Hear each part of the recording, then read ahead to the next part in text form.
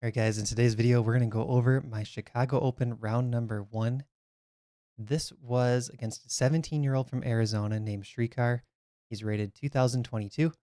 Time control is 40 moves in 80 minutes with a bonus of 30 minutes at move 40. And then there's a 30-second delay every single move for the whole game. So I'm going to walk you guys through this tournament round by round and sort of talk about the psychology and my own takeaways and what things I'm trying to improve on. And hopefully that'll give you some ideas to work on in your own games. So going into this game, I wanted to have good time management and I wanted to stay fresh each game. So I really wanted to prioritize not getting too drained out over the course of 7 rounds. 7 rounds over 4 days is a lot, and I'm not used to playing that much. So I start with one d4, and then after d5, c4, e6, knight f3. So here I'm attempting to go for a Catalan setup, and here he plays a6. And I did not look at this move, and this is a rare move, but it has gained a bit of popularity as of late. And one of my takeaways is already starting to form for this tournament, and that is don't be afraid of your opponent's opening prep. So here I played e3, just trying to play very solid. But the downside of this variation is it's so solid that it's actually kind of hard to play for a win. What I could have done is played pawn to g3, tried to keep that Catalan bishop sitting on g2. But then after d takes c4, I didn't want to get into a position where black could potentially hold on to this pawn long term, right? Because this bishop goes to g2, no longer attacks the c4 pawn. And I thought, okay, let's not go into something super theoretical. Let's just play solid. And interestingly, my opponent looked me up on chess.com and he said, C takes d5 is the main line, and you played this 4 times on chess.com. So he knew what I was going to play better than I knew what I was going to play. But I played e3, knight f6. Now, I think the best chance to play for an advantage here is probably pawn to b3. And the reason for that is because what's going to happen is this d pawn trades for the c pawn, and then this c pawn trades for this d pawn. So we just get a swap of all 4 of these pawns, c and d files, completely symmetric pawn structure. But I played bishop to d3, and now he played d takes c. So he waited for that bishop to move 1 time and then took so that it'll have to move twice. That's smart. Attacks my bishop. I retreat. Bishop b7, knight b to d7. And here I played queen to e2. My plan here is to play rook to d1. And after c5, I was going to allow him to take and take back with the e pawn. So I wanted to accept an isolated pawn in order to play for the initiative. I think this decision, though, starts to give black a small advantage already, and things get uncomfortable. What I should have done is played pawn to a4. Target this b pawn straight away. Because notice how my king is already safe on g1, and the black king is 2 moves away from castling. He needs to move the bishop off of f8 and then castle. So let's say b4 in this line. I can play knight b to d2, taking advantage of these light squares since this pawn is up on a dark square now. And after pawn to c5, now I could play a move like pawn to a5, shutting this pawn down on a6, creating a target, right? See how this bishop attacks a6 long term? And also, this pawn on b4 could become a weakness once this c pawn trades for the d pawn, because there's no pawn to defend this anymore. You could also argue that my pawn is a weakness with the queen attacking it, but it's an imbalanced position with a lot of play for both sides still left, even though we're kind of in that dry Queen's Gambit accepted territory still. Bishop e7, knight c4. I think this would hold a very, very slight edge for me. Close to equal, but much better than what happened in the game where black had the slight edge. All right, so back to the game. I played queen e2. He plays c5, creating this tension. Rook to d1. And now I think the strongest move for black is probably queen to b6, maybe queen c7, waiting a little bit on this trade on d4 because this tension actually favors black.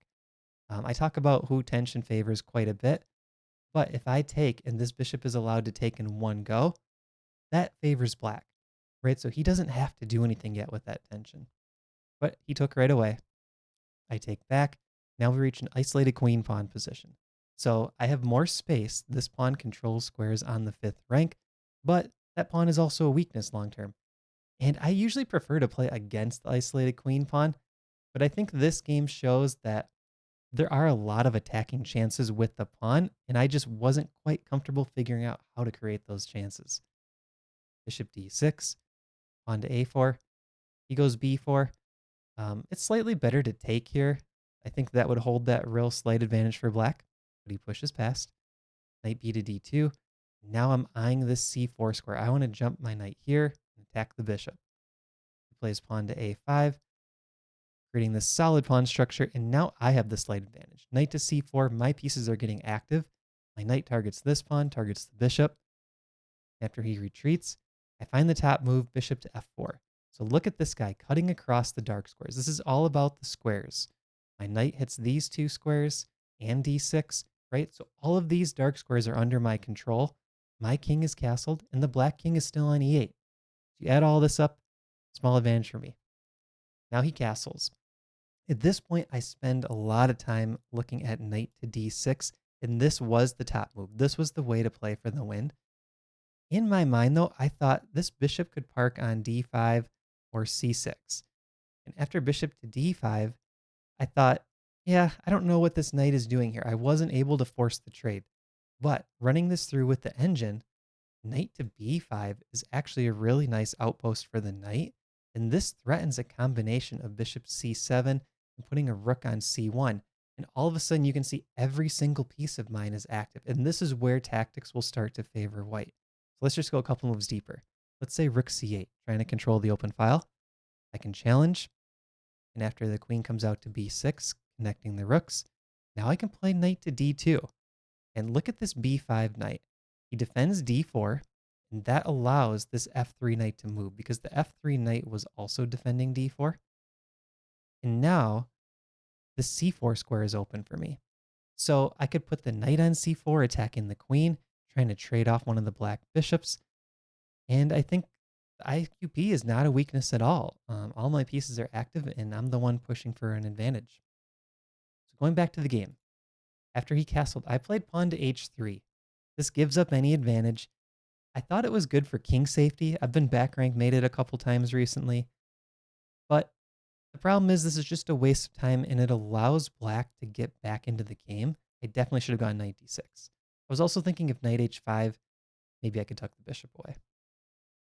Now he plays knight b6, offering this trade of knights. That's a monster knight of mine on c4, and I move it to e5. Queen to d5. Strong move, and this was really annoying to face. Look at this bishop and queen battery on the diagonal. Threatening queen takes g2, checkmate if my knight moves. Queen to b3 is also a threat, so I was really worried here. Queen to b3 pokes at this pawn. It's a double attack. Queen and knight only defended once. She also pokes at this pawn, which is attacked once, defended once. I did not like seeing queen d5, so here I'm getting very nervous. I go bishop g5, and I'm trying to play active. Rook c8, knight to g4. So that knight is currently pinned down, right? My bishop attacks the bishop on e7, so I'm attacking with this knight. My opponent plays queen to d8. Now here I had a really cool move that I looked at, but for some reason I was afraid to go into it. I didn't realize how strong this was, and I was stuck in rigid thinking. Isolated queen pawn tends to favor the side with the pawn when you have an attack going. And it tends to favor the defensive side, black in this case, when there's no attack for white and pieces start to trade off. So in my mind, I'm thinking trades are bad, don't trade. I looked at this idea, but only very briefly, and I quickly rejected it because of the trade. This is super strong. The problem now is after these bishops trade, like let's say bishop takes, queen takes, now my queen is the one that's active, and she's causing problems for black. She's pressuring a5. She's pressuring b6. And if black plays, for example, knight to d5, I could swap this knight on f6, swap again. And I know what you're thinking. Why are you doing all these trades? Isolated queen pawn. Rook a c1 in the end. This knight is all I need to defend the pawn right now. Let's make the game about the queen side. I have a queen side advantage. I'm looking at the Stockfish eval, and it's just saying very slight edge for white. There's only one move for black that keeps it close to equal, and it's rook takes c1. I don't think many people are playing that because I take back with the rook, and then I dominate the c file, control the queen side. I think there's actually very good chances that I could win this position. I did not play bishop a6. This is something where during the game, I was just afraid of the trades. And one of my takeaways is going to be don't go for rigid thinking all the time, right? You got to play the position. Yes, it's IQP, but play the position. This is your way, Matt, to press for a win. So did I play bishop f4? You can tell I'm kind of playing without a plan. He takes on g4. I take back. Queen d5. And here he offers me a draw. He's looking at this again. He's looking at g2 again. The eval does favor black very slightly. I thought for about 5 minutes, and I decided to accept the draw. And the reason why is I thought there was a greater chance that I would lose this game than win this game. But what I should have done is I should have looked around. There was an interesting idea here. Pawn to g5. This sets a little trap. If black plays, for example, queen to b3, this was kind of the move that I was afraid of all along. Now there's pawn to d5 exclam. Black cannot capture the pawn due to knight to d4, and the queen is trapped. So queen to b3 is a mistake because the queen gets trapped after d5 if black tries to win the pawn. It's a really cool idea, this pawn to g5. Another interesting move here is to simply play that bishop a6 idea again. And the top move for black is pawn to h6, so black isn't really doing much here. I'm going to get that bishop trade and try to sneak the queen in. So this would be a way to play for the initiative as well. So I took the draw, and you're going to see this is a theme of the tournament. For whatever reason, I'm afraid to lose. So here are my 3 takeaways. Number 1, first positive takeaway, good energy during the game. I was not tired at all.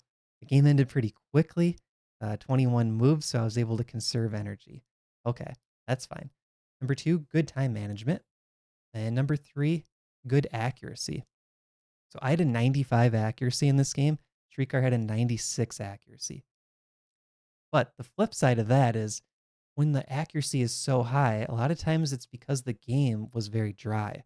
There weren't a lot of winning chances. So when I'm playing in the under 2300 section and I'm 2219, my opponents are going to be in the 2000s to start out. Like I got to go 3-0 to start to get other masters. And draws every game aren't going to cut it. So you're going to see this is a recurring theme. And number 1 is opening theory. So I should have different lines to play for an advantage. These are improvement takeaways, by the way. Number 1, opening theory. Number 2, opening strategy. Play lines with more bite. So I got to be more prepared on specific moves, and I got to be more prepared on lines to give me winning chances. Number 3, endgame tenacity. Play out positions. Don't just take a draw. Number 4, psychology. Don't let the opponent's opening prep psych me out. So this was a draw, high accuracy game, round number 1. I will be back with a recap for round number 2. Let me know what you think in the comments. Hope you guys enjoyed it. Thanks for watching.